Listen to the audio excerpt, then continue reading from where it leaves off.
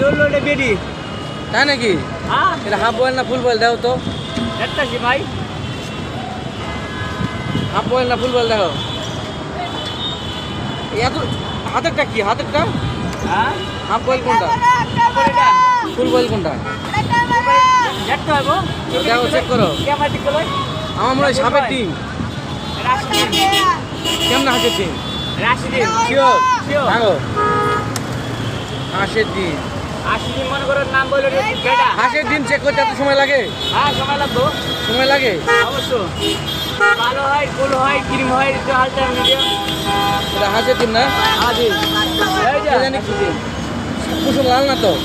লাল হবে সিদ্ধ। এই সিদ্ধ সিদ্ধ হলে লাল হয় না? ক্রিম হলে লাল হয়।